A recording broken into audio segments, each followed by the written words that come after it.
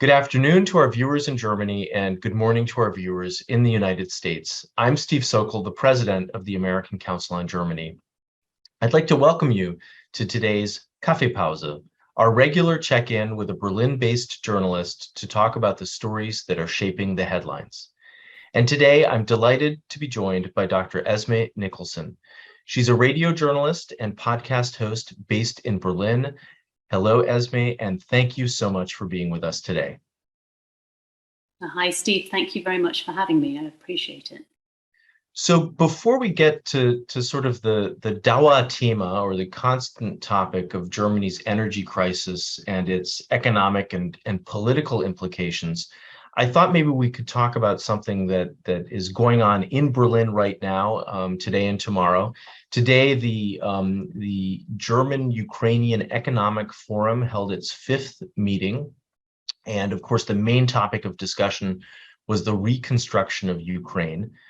This meeting came just on the heels of a joint piece published by Chancellor Olaf Scholz and EU Commission President Ursula von der Leyen, calling for a Marshall Plan for the Ukraine and discussing a Marshall Plan of the 21st century.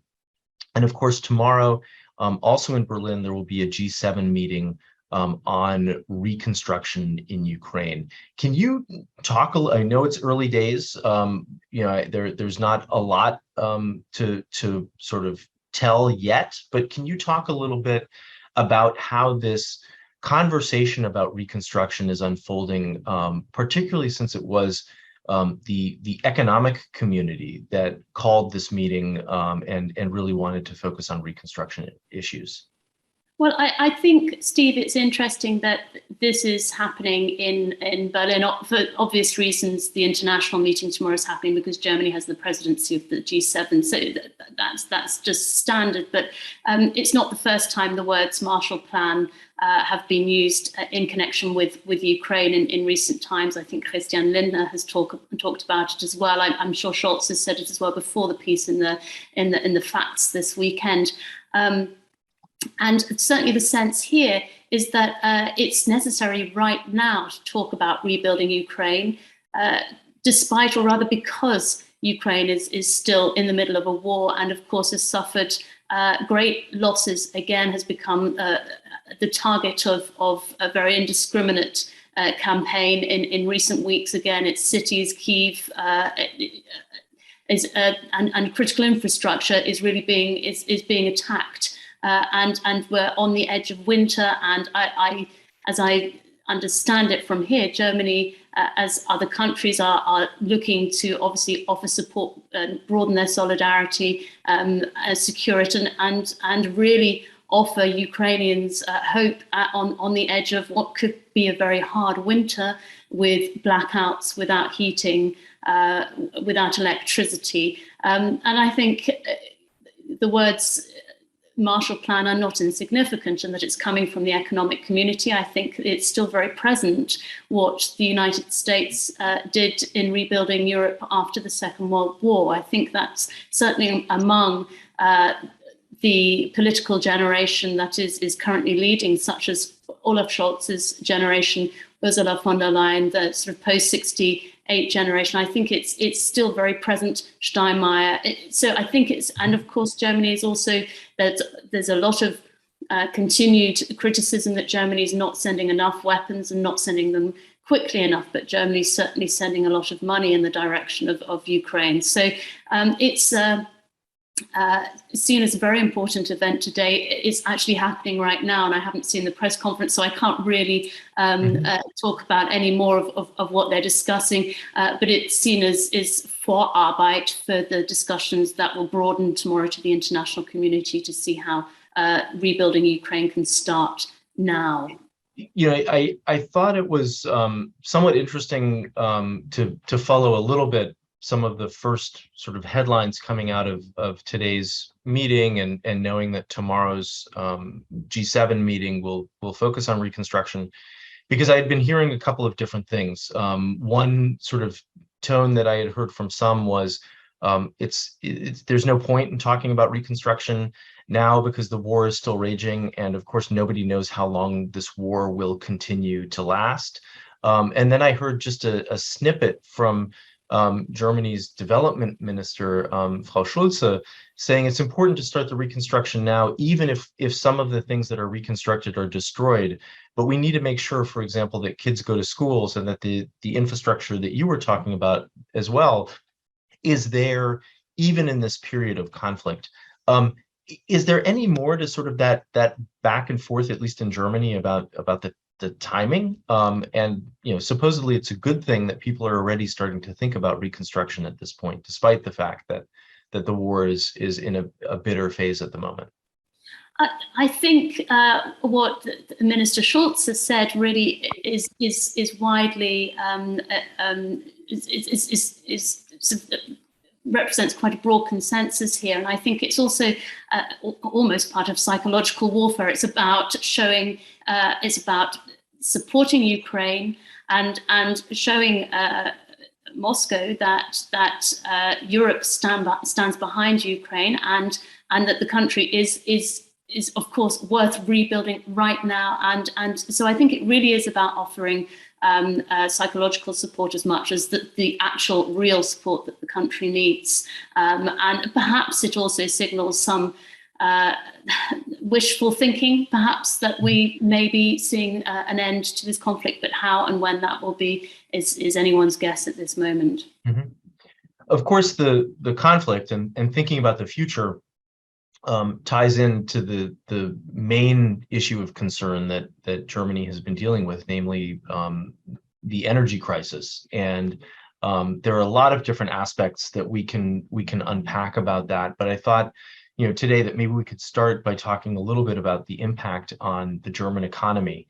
Esme, you've spent some time recently talking with people in the private sector about some of the issues that they're concerned about. I guess, to start with, what kinds of people have you spoken with? Has this been, the big classical companies? Has it been the Mittelstand? And what sorts of things have you heard from them about their concern about energy shortages on the economy itself?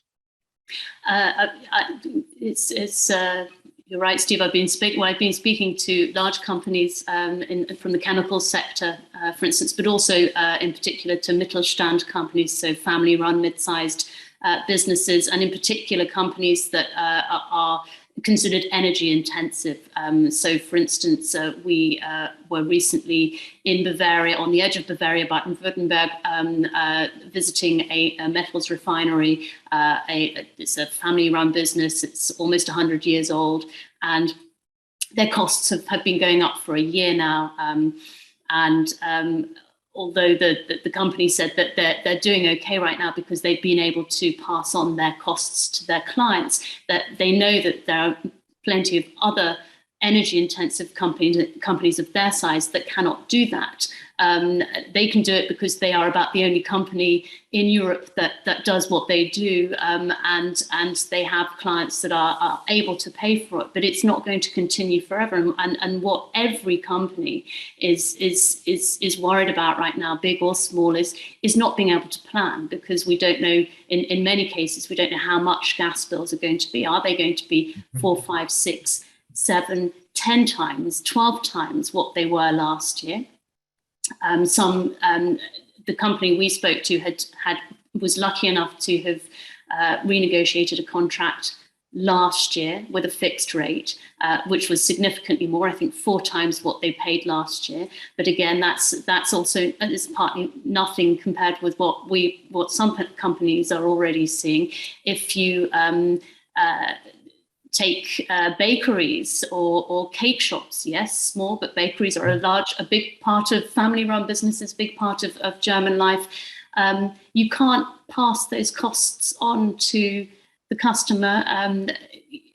For cake, you can't sell a slice of cheesecake for 15 euros. Nobody's going to pay for it. So, and of course, mid-sized businesses, particularly those who supply automakers, the aviation industry, manufacturing, medical equipment, they're smaller companies. They don't have locations abroad. They can't shift their production overseas, like perhaps some of the larger, much bigger chemicals companies they can shift their production for a while temporarily to the US or to Asia, where energy is nowhere near as expensive right now. And although it's difficult, we were at a large chemicals company near Dortmund recently that is lucky enough to be so large it has its own power supply and is actually keeping its old coal power plant running. It was supposed to be turned off last spring, and their new gas power plant was supposed to spring into action. They've postponed that, but they are equally as concerned and want to be able to plan. And of course, since I've spoken to these companies, and the same goes, of course, for private households, but since there have been headlines in the tabloids and in heavyweight broadsheets alike, asking the question, are we about to see the deindustrialization of Germany? Now, depending on who you speak to, I've spoken to some economists who say, no, that's not the case, and who don't believe in intervention, the kind of intervention that the government is now proposing.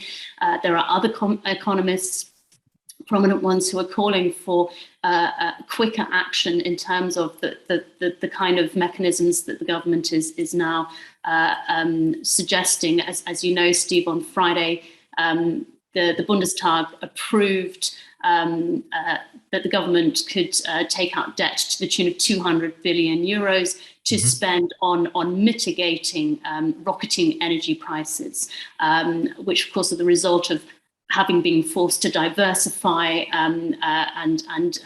which Germany seems to have done very successfully. Its reserves are up above 95%. Its gas reserves I'm talking about. Although if we have a cold snap, they will only last the country about 6 to 8 weeks. So, but of course the question now is, so the country is diversifying, it's keeping its nuclear power, its remaining 3 nuclear power stations running, potentially until the 15th of April. Olaf Scholz put his foot down on that last week using his Richtlinienkompetenz. The question now is how to pay for that, and big question marks. Well, the money is being set aside. The opposition was not particularly happy on Friday, saying that essentially they're agreeing to a blank check. But I think there's overarching agreement that it's certainly there's agreement that something needs to be done, and the opposition right now is calling for the government to act quicker. The plans of how they're going to spend that money, they've got suggestions from as you know, from the Gas Commission. I think they made their suggestions, I think, is it 2 or 3 weeks ago? I think it's only 2 weeks ago. It's 2 weeks ago. Exactly. The government now has, I think, until mid-November to draw up plans and try and work out how it's going to relieve customers, from big business to small businesses to private households to schools, etc. I think then it will go to the Bundestag at the end of November. But of course, we're having a particularly mild snap right now, so we're not feeling it. But winter is on the doorstep, and the end of November is certainly, it can be very cold here. And the government is proposing tackling this in 2 steps. One of them is to relieve customers of their December gas bills. They're talking also about and then the second step will be what is essentially a partial gas price cap, partial up to 70% for private consumers, 80% for businesses at a reduced rate, and then the rest at market value, at market rate, and that's really to incentivize people to save, because it's not just about cost; it's about the fact that the government is also trying to avoid blackouts, that right. The country, just like the rest of the EU, needs to save and has pledged, or the government is asking people to aim to save 20%. There was a study out last week from the Potsdam Institute on climate impact, or impacts of climate, saying that actually German consumers need to save closer to 30%. And according to, I think, recent figures from the EU Commission, Germany is among the worst so far this winter in terms of saving. I think Spain and Sweden are doing far better. Yeah. that there is a sense of deindustrialization is perhaps it's too soon to talk about that, but there is serious concern, and there's concern about not being able to plan among businesses, but also among households about not knowing to what extent they can heat. And we're already seeing it even on a municipal level. There was news last week of a daycare centre, a Kita in Saxony, saying we're closing our doors for the winter because we don't know whether we're going to be able to pay our heating bill or not. And if the government's gas rationing plan goes to the next level, then schools and kindergartens and hospitals and elderly care homes will be exempt from having to lower the temperature, but again, it's a question of whether they can actually pay for the heating. So there is a concern. There's a sense of panic here, and the government is doing its best. Now, over the weekend, I think Habeck, the Economy and Climate Protection Minister, and Lindner both spoke on public television and said they're trying to bring the cap forward, because initially they said it wouldn't be introduced until March. And of course, Friedrich Merz, of the leader of the CDU, said last week, well, you don't put you put your winter tires on your car in October, not in spring. And people are asking, what good is a cap essentially at the end of the heating season? And Lindner said this is not through lack of will. They're saying that technically it may not be possible, and they need to look into that. But my sense is that they're feeling the pressure, and all talk of the gas levy, of course, is long since gone. And this 200 billion, the Doppelwumms, as Olaf Scholz calls it, is set to try and relieve business. Whether it will be enough or not, who knows? Nobody seems to know at the moment. So there are a couple of points that you've put out that I want to sort of circle back to and maybe unpack a little bit further. One of them is just a couple things about this gas price cap, which, as you've indicated, seems to be creating some challenges. Christian Lindner did say that there were some technical issues around it. I think one of the things that he mentioned was that there's something like more than 900 gas providers that need to be coordinated with in order to make sure that this gas price cap is introduced. But there's a lot of or a lack of clarity around exactly when and how it will be implemented. The equity issues have come up again of it not necessarily being fair to everybody in terms of how this is implemented. And one of these key points is hope that there will be this December payment, and then that there would be support introduced in March. But picking up on that Friedrich Merz idea, what about January and February, which are months when one would expect high heating costs? How is the public sort of responding to this back and forth within the government and between the government and the opposition about a very real concern? You mentioned panic before. How great is the concern that people have? I think it's very real. I mean, I think the fact that a daycare centre has already said we're having to close our doors is a really awful sign. And of course, we're seeing an element of social unrest. The Montagsdemonstrationen have started again mainly in eastern cities. Now, of course, there's plenty of different reasons for people going onto the streets, but there were smaller demonstrations on Saturday this week where trade unions were asking for people to go out and take to the streets and demonstrate about the worries about energy costs. So I think people are simply hoping and rather desperate to hear that there will be some sort of relief coming their way earlier. Whether that's, and regardless of what form that's in, there, I think it was Jens Spahn this morning suggested making a payment to just a one-off payment of, for instance, €1,000 to lower income households. And as a way of just simply getting the money to households quickly, because, as you say, it appears to be an incredibly complex and technical task to find out, and particularly in Germany's cities where people live in apartments, like in New York, how many people are behind that one gas meter down in the cellar? It's not an easy task at the best of times, but I think the government is being called upon right now to think creatively and think of other ways to try and help financially relieve families, but also small businesses. I know, for instance, that the Inland Revenue, the Finance Amt, is being called upon to not worry about asking people to pay, if businesses to pay their taxes, that they'll be allowed to put off paying taxes for last year, the last financial year, so that they can pay their bills. But I think a lot more is being called upon right now, and I'm guessing we're going to be seeing quite a lot of debate over the next few weeks. Mm-hmm.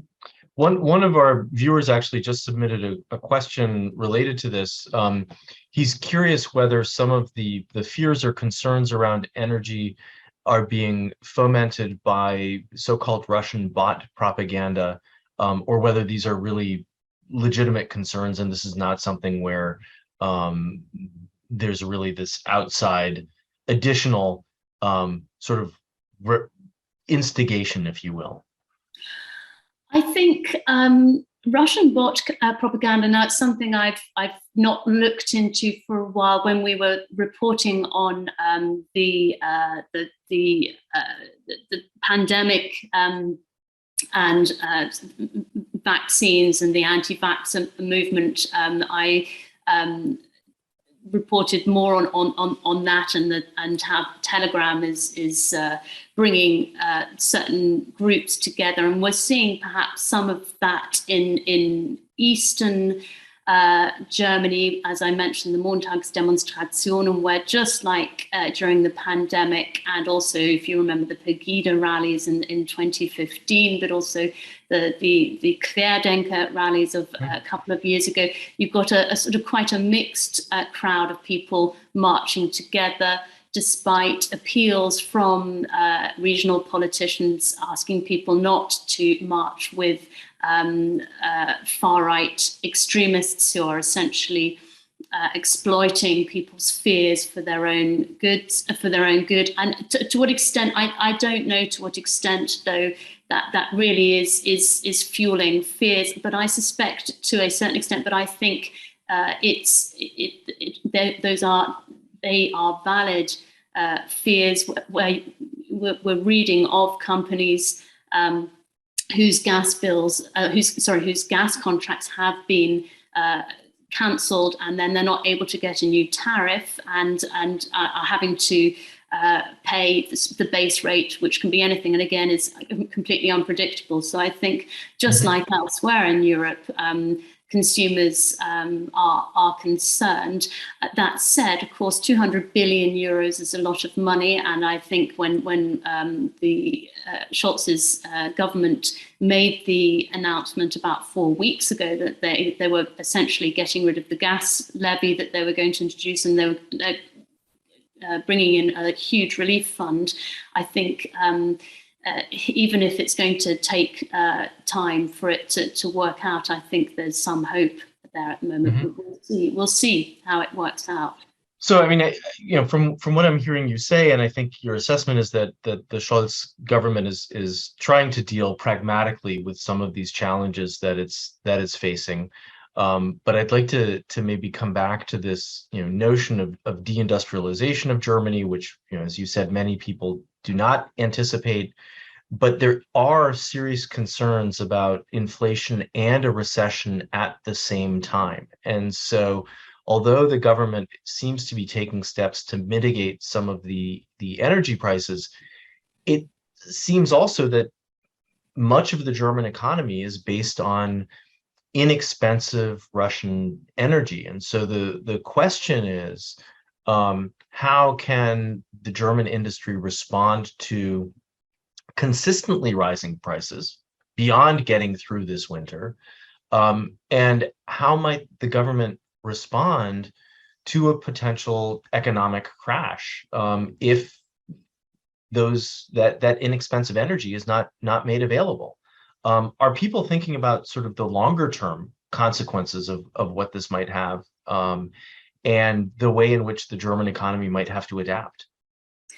Yes, and I think certainly the industry is, although industry right now really is focused on the here and now and making sure that companies survive the winter, because they need to do that in order to then invest in the future. But I think there is consensus here for, in terms of a long-term solution for the Energiewende, for the transformation to renewable energy.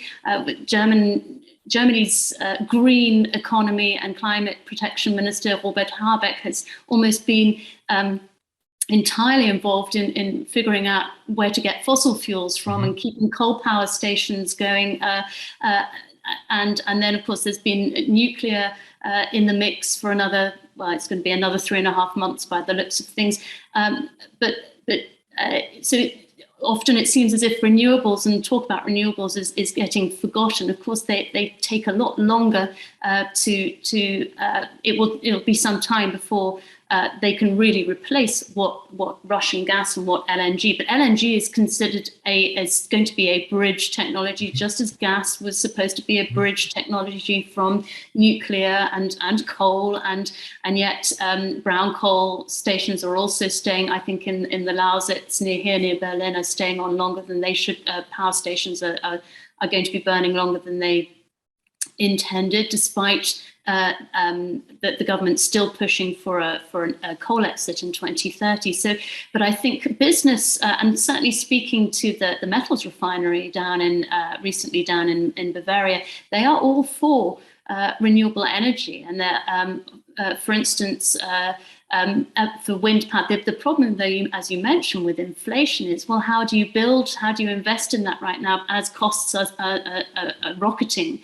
There is government funding available for it, but it's a risky time, I suppose, to start building. And we saw a reduction in the expansion of wind energy in the final years of Merkel's, in her final years, as red tape really sort of started to strangle the process. So I think there will be long-term a push, but in the meantime, well, yeah, I think this is something that the government is going to keep coming back to.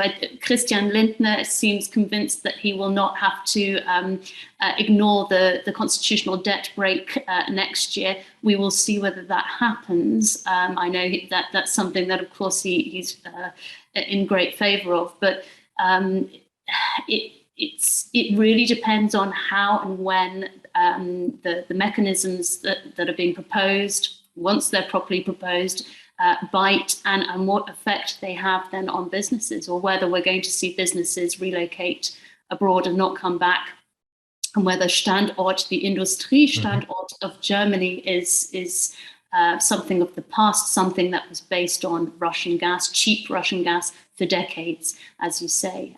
It is really, I think, a very big awakening, big moment for Germany, that to realise, how much of its critical infrastructure relied on one country and the states it's made. So I think it'll be some time before we see what it really means. Yeah, I mean, we had a speaker recently who said that he believes that this year is the last year that Russia can hold Germany hostage when it comes to energy, and that situation should be better next winter. I guess the issue for me is the infrastructure in place by next winter in order for Germany to be more sustainable, if you will, or for the German economy to be more sustainable and to have access to energy. We've been talking about energy, and of course there are other elements of critical infrastructure that are worth talking about. One of our viewers actually just asked if you have any insights into the attack on the Deutsche Bahn communications cable last month and the disruption that occurred over the northern part of the country, and how that sort of is being responded to at this point. As I understand it, that happened about 2 weeks ago. As I understand it, it's still being investigated, but they it appears to have been a fairly sophisticated act of sabotage. So, although, as I understand it, no fingers are being pointed as yet officially or overtly, that it is an example of how vulnerable I think Germany and Europe's critical infrastructure from energy to transport to cyber security. We put just a couple of weeks before Deutsche Bahn was essentially came to a standstill in the northern part of the country. We of course saw huge leaks in both of the Nord Stream pipelines, and of course investigators are still looking into that. And I think I have at the moment no more insight into it. I don't know quite what the latest is, but it's certainly it was last week, exactly a week ago, the intelligence chiefs met with the Bundestag and were repeating their warnings about the threat on Germany's critical infrastructure, and the fact that there are Russian spies in the country, and also the threat of China. So it is I think it is on all fronts at the moment of great concern here in Germany. Well, Esme, that's a perfect segue, as you might have guessed, because as I mentioned before we went live, I've been asking a number of our speakers if they've been drawing lessons from a shift in Berlin's policy toward Russia when it comes to Berlin's policies towards China. And I think a number of our viewers might be aware that it was reported pretty widely that Olaf Scholz is pushing to approve efforts by the Chinese state-owned shipping company COSCO to buy a stake in a container port in Hamburg. And this support from the chancellor comes despite warnings from 6 of his federal ministries, including the economics ministry and including the Green vice chancellor, Robert Habeck. The Bundestag is supposed to have a special session this week to talk about this issue. Can you tell us a little bit more about what's going on and about this sort of debate and how it's playing out? Well, I think the debate is quite, at least publicly, seems quite one-sided at the moment. As you say, the news only broke last week that the Chancellor, that Scholz is reported to be pushing for this deal. His silence would suggest so. I think it was NDR, Norddeutscher Rundfunk, public broadcaster, who first broke it. And as you say, 6, essentially his cabinet ministers are against it, and Habeck spoke out against it, I think, last night again, saying it's unwise. But there's a lot of, it's caused quite a big outcry across the political spectrum here. So it's not only his own government, obviously the opposition is also against it. And in fact, yes, whether or not there will be a session in the Bundestag, I don't think it's certainly Jens Spahn again is calling, and the opposition are calling for a special extraordinary meeting this week in the Bundestag to talk about it. As I understand it, the deal, because it's part of critical infrastructure, the cabinet has the right to veto it, to say no, but it hasn't so far. They haven't had the opportunity to actually discuss it in a cabinet meeting, but they only have until the end of October, so another week, to pass a resolution to stop the deal going ahead. Otherwise, it will go ahead automatically. Now, I think the timing of this is interesting because at the end of next week, Scholz is due to go to Beijing. And on Friday, one of Scholz's spokespersons confirmed that he had not yet discussed the issue with his cabinet, and then said that there was nothing more to comment. Scholz also said something, but essentially very little about the potential deal in a press conference in Brussels after the EU summit at the end of last week. So at the moment, there's not very much coming from the Chancellor. I think we can expect to see either a session in the Bundestag this week or the cabinet potentially kick the can down the road so that it's not an automatic deal. On the other hand, Scholz, of course, is the former mayor of Hamburg, and he will understand the arguments coming from the current mayor of Hamburg and other economic forces and business forces within Hamburg who are pushing for this deal. And just to clarify what the deal is reported to be, it's about a 35% stake in one of 3 terminals, container terminals within the port of Hamburg, which is not a huge stake, but as I understand it, the Chinese COSCO will have I think voting rights. I'm not entirely sure of the details. I don't think anybody is at the moment, but and I think the concerns, particularly considering this news broke at the same time, within an hour of Scholz speaking in the Bundestag last Thursday before heading to Brussels and claiming and saying, that because of the diversification efforts, mainly of his vice chancellor in terms of sourcing energy, that Germany is now free from its dependence on Russia for energy.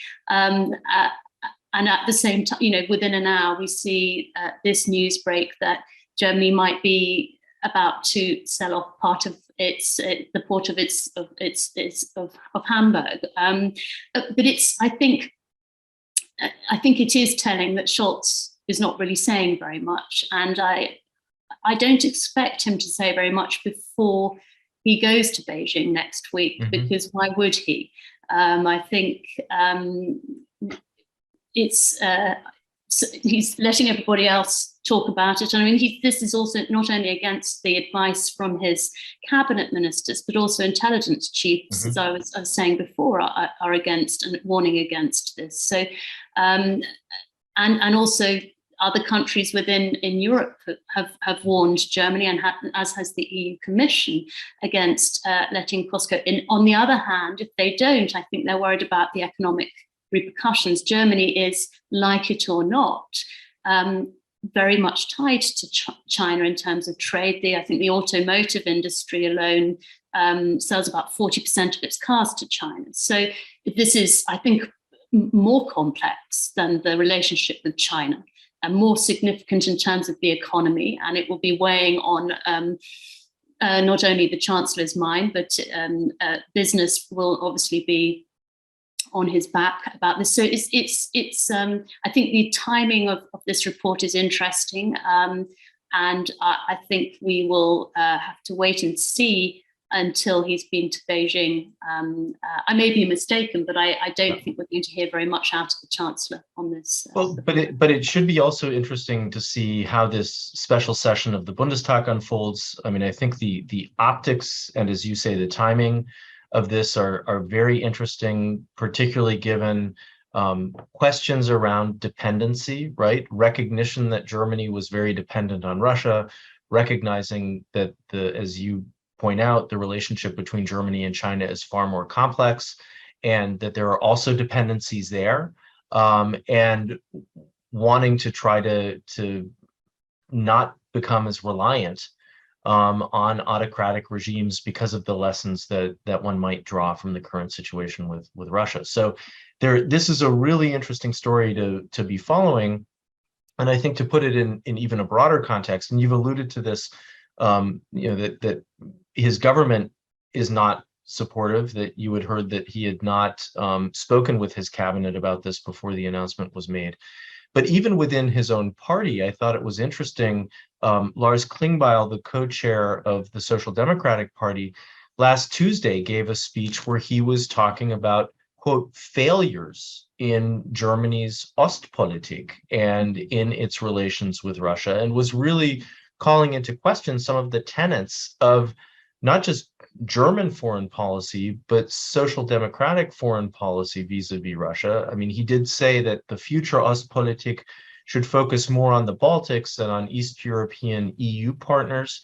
But it's sort of interesting to see that even within the party, there is, some reflection on what has been done in the past, and presumably some lessons to be learned from the future, for the future. And it's interesting that Scholz is not necessarily sort of drawing some of the same conclusions right now, perhaps, right? I mean, he's quiet. He's being quiet. He's being a little bit withdrawn. But it makes the timing of all of this really, really interesting. It certainly does. And as you say, the SPD, I think it's been interesting to watch the SPD in particular since Russia launched its full-scale invasion of Ukraine in February, and the realizations they've made about the mistakes they've made in the past, that they believed for a long time, and it did work, or it seemed to work, and certainly benefited Germany, that Wandeldurchhandel would change the relationship, the Ostpolitik of Willy Brandt. It worked, for 40 odd years, and certainly to Germany's advantage, as we were talking about earlier, in terms of cheap gas. I think, though, that Klingbeil is of a slightly different generation within his party.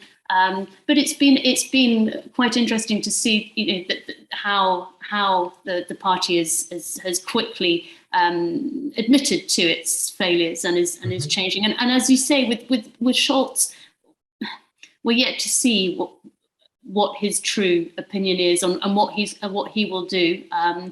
Although his connection to Hamburg makes the story even more interesting. But of course, the national security strategy is being drawn up right now. I think one of the foreign ministry is taking a big role in drawing that up. And of course, Baerbock, obviously of the Green Party, has been very outspoken the entire time, not only about Russia, but also about China. And with all of the outcry about China has not even really been any talk about human rights abuses. It's essentially just been about, let's not get tied to another autocratic country in the same way as Germany was tied to Russia, because it could disadvantage us in the future. So it's still being seen from that viewpoint. So I think it's a far more complex issue, and I think it's going to dominate the headlines for the coming months. Esme, thank you. This has been a wonderful conversation about Germany, and if you have a few more minutes, I'd like to maybe widen the aperture just a little bit and talk about Germany and Europe, or about Europe more broadly. There seem to be some tensions in the Franco-German relationship, and many really consider the Franco-German relationship to be the motor, the engine for European integration. If things aren't really working between Paris and Berlin, how likely is it that European project can be moved forward? Well, you're quite right, Steve. It's, the Franco-German relationship has always been the centre of the EU. It's all about France and Germany never going to war again, and traditionally, well, in the last, I think, 2 decades, Germany's and France's governments, so all of its ministers as well as its leaders, have come together on a yearly basis, at least a yearly basis, for government consultations. In fact, they were supposed to have them this week. They were then cancelled, or rather postponed last week, just before the EU summit, because of current tensions between Berlin and Paris. Essentially, Macron has not been very happy about the 200 billion and he's not the only one. There are other countries within the EU who are not happy about the money that Scholz's government is throwing at German business. They see it as an unfair advantage. Scholz has come back, has not been the only one, but he's come back saying, well, hang on a second, this money is going to last us for this winter and next winter into 2024. And if you based on that time period, that equals about 2% of GDP, which is essentially the same amount of money France, Spain, Italy, and other countries spend on on similar subsidies for energy. So he's not accepting that criticism. But there are other issues. If as you say, if we broaden this out to the EU, of course, energy security was top of the agenda at the EU summit at the end of last week. Now, I wasn't in Brussels, so I haven't been speaking to people on the sidelines, but the view here is that not as much progress was made as hoped, which, although that's not unusual, we've got 27 countries with 27 different sets of energy needs, energy supplies, energy grids is a real mishmash. How do you find a unified way to ensure energy security? One of the suggestions is to institute joint purchasing of gas, and that's something that Germany wasn't behind, but appears now to be behind. Possibly, if you're a bit sceptical, because Germany's gas reserves are now more than 95% full, and the idea of that is then to push down the price. The other mechanism that's being pushed and that Germany is against, and also the Netherlands are against, but where France is for it, is essentially another gas price cap. But in terms of how much the EU setting a maximum price that they would pay for gas, and the concerns that Scholz and his Dutch colleagues have on that front is that the LNG tankers will simply sail past Europe and go and sell their gas to South Korea and Japan. So I think tomorrow EU energy ministers are expected to do some more of the groundwork to see what progress can be made. But certainly the divisions between France and Germany have not helped, didn't help in Brussels. That said, Scholz is now due to go to Paris on his own on Wednesday, instead of with both governments. Macron and Scholz will be meeting together for a bilateral, and that is a good sign that hopefully some solutions will be fine. But Scholz is not happy with Macron either, because he's put a stop to the Midcat pipeline, which was going to bring LNG from the Spanish and Portuguese coast up over the Pyrenees, and Macron has stopped that being brought back to life again. So there's issues. I think Macron wants Scholz to spend more money on joint military projects. Of course, Scholz is spending 100 billion on the Bundeswehr, but the Bundeswehr is also chronically underinvested. It's actually not going to go very far, particularly considering inflation now. It was at a conference last week, the defense minister of Germany, Christina Lambrecht, said, that's actually probably worth quite a lot less now, and it's not actually a huge amount, and certainly nothing compared with US military spending. So I think we'll see, but it's a good sign that the two leaders are meeting in Paris this week, even if they and that's something else to watch as well, is how that meeting goes, and what the sort of optics are of that, and what the feedback is after that meeting, sort of what's discussed at the press conference, but then what also happens on the periphery. Well, Esme, thank you so much for joining us today. This has been a delightful conversation, and I wish you a good start to the week, and all the best, and hope to see you again in person, but also on the screen. Likewise, Steve. Thank you very much for having me. Speak to you soon. Take care. Bye.